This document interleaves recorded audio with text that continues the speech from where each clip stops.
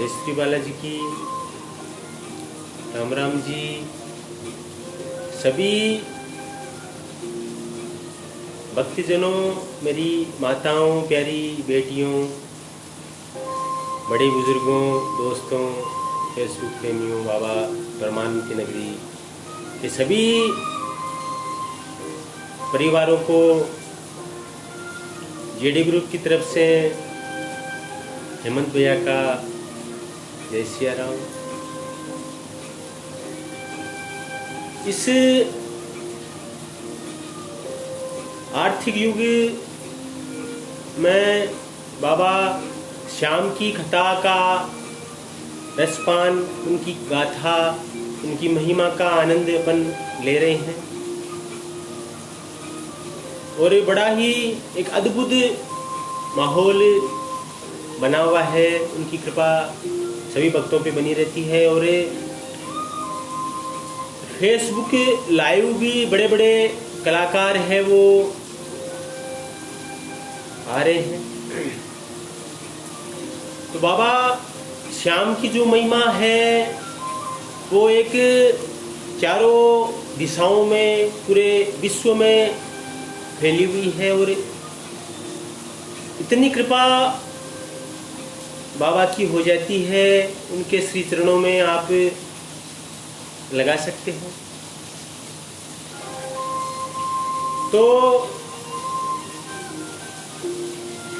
इस कथा को प्रारंभ करने से पहले ईश्वरीय शक्तियों को याद करते हुए इस कथा को अपन आगे बढ़ाते हैं। हमारे साथ प्रेम भैया जुड़ चुके हैं, जय श्री बालाजी की। तो आइए कथा का आनंद लेते हैं।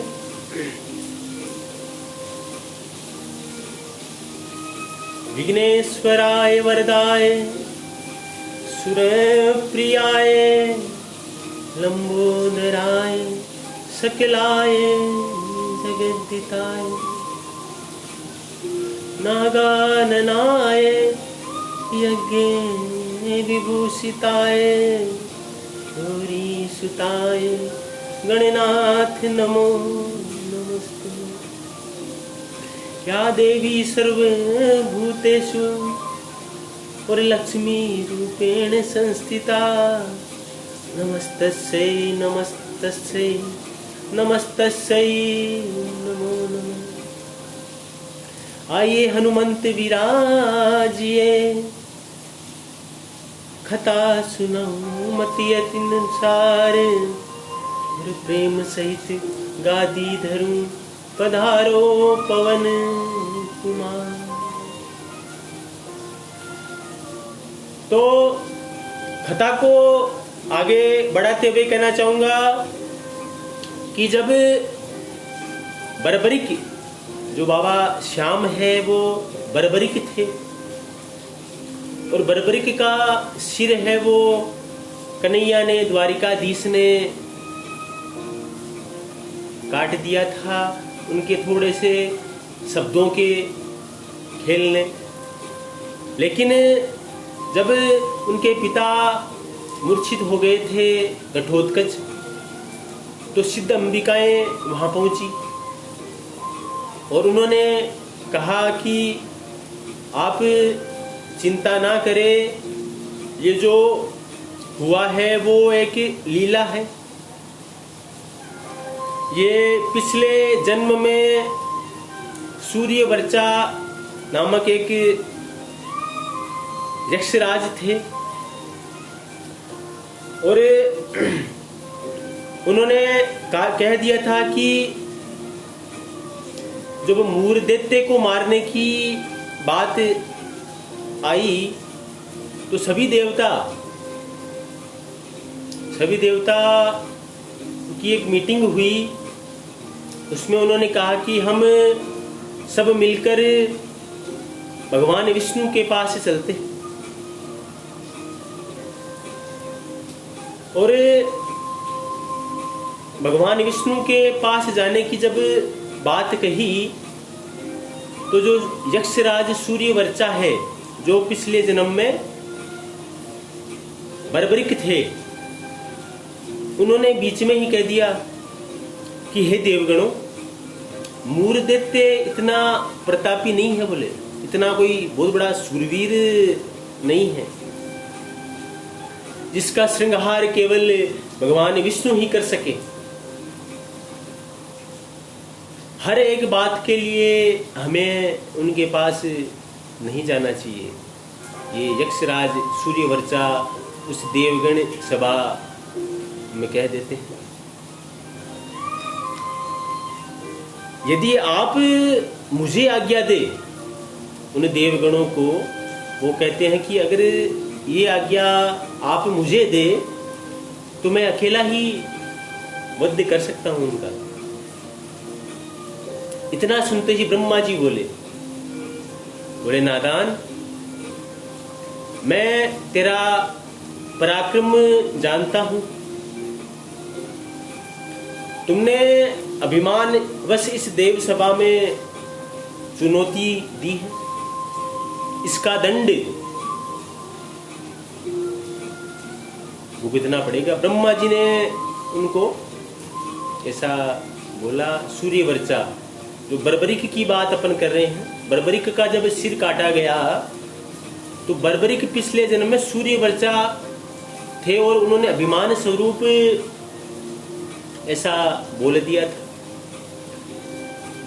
और ब्रह्मा जी बोले कि नादान, आपने अपने आप को विष्णु से भी श्रेष्ठ समझ लिया है, बोले तुम अज्ञानी हो। तुम्हें अभी इसी वक्त इस देव सभा से पृथ्वी लोक पर जाना पड़ेगा और तुम्हारा जन्म राक्षस कुल में होगा और तुम्हारा शिरोधन मतलब सिर है वो एक धर्म युद्ध होगा जो महाभारत का हुआ था 18 दिन का। उसके ठीक पहले भगवान विष्णु स्वयं करेंगे। ये एक श्राप दे दिया था सूर्यवर्चा को ब्रह्मा जी ने, और तुम सदा के लिए ही राक्षस बने रहोगे, बोले। ब्रह्मा जी के इस अभिशाप के साथ ही देव सूर्यवर्चा का अभिमान है वो चूर चूर हो गया, क्योंकि अभिमान तो रावण का भी, कंस का भी, और इस कलयुग में भी जो जो लोग अभिमान कर रहे हैं उनका भी खत्म होना ही है। क्योंकि फिर बार बार मैं तो एक ही कहना चाहूंगा, काम क्रोध मद लोभ सब नाथ नरक के पंथ। इस काम वासना, इस क्रोध, इस मद की भावना, इस लोभ की भावना को जो निकाल देते हैं उनका जीवन बड़ा आनंदमय निकलता है। एक दिन के लिए कोशिश करिए, सदा के लिए नहीं करो तो कम से कम 1 घंटे के लिए अपने आप को मौन, चित्त को शांत, और काम क्रोध मद लोभ और लोगों के बारे में निंदा विचार बुराइयां 1 घंटे के लिए छोड़िए। उसी में आपको समझ में आ जाएगा कि क्या हो रहा है।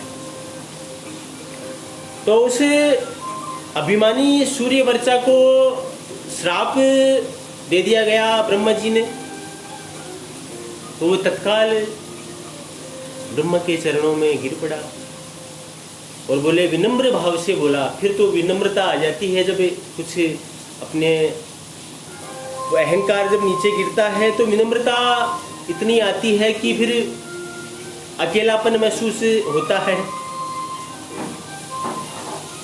और भगवान बोले, भूलवश निकले इन शब्दों के लिए मुझे क्षमा करें और मैं आपकी शरणागत हूँ, बोले। त्राहि माम, रक्षा करो, बोले मेरी। सूर्यवर्चा बोलते हैं ब्रह्मा जी को। हमारे साथ आनंद भैया, गजेंद्र जी, संतोष जी चौहान सभी जुड़ चुके हैं। सभी को जय श्री बालाजी की। तो कहते हैं कि भगवान को जब आप अरदास करोगे, अपने आप को समर्पित कर दोगे, तो वो माफ़ कर देते हैं।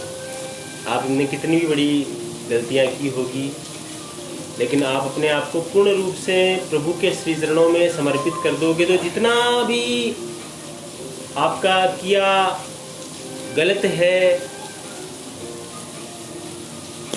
माफ़ कर दिया जाता है। और ब्रह्मा जी ने बोले कि तुमने अभिमानवश देव सभा का अपमान किया है, इसलिए मैं इस अभिशाप को तो वापस नहीं ले सकता। हाँ, इसमें कुछ संशोधन कर सकता हूँ, कुछ बदलाव हो सकता है। और इसका एक ही उपाय है कि भगवान विष्णु है, वो तुम्हारे सिर का शिरोच्छेदन करेंगे उस एक धर्म युद्ध से कुछ पहले। और वो धर्म युद्ध था महाभारत। फलतः तुम्हें देवताओं के समान पूज्य मानने का सौभाग्य प्राप्त होगा, और कलयुग में तुम पूजे जाओ। इस प्रकार सूर्य वर्चा को ये अभिशाप भी मिला और एक वरदान। तो आगे का आनंद, आगे की कथाओं का आनंद अपन रोज लेते रहेंगे। लेकिन महाराष्ट्र के इस पावन धरती पे कुछ अत्यधिक बारिश होने के कारण थोड़ा सा टेक्निकल प्रॉब्लम होने से लाइव नहीं आ सकते हैं, इसलिए सभी से क्षमा। और भजनों की श्रृंखला में 2 लाइन जरूर कहना चाहूँगा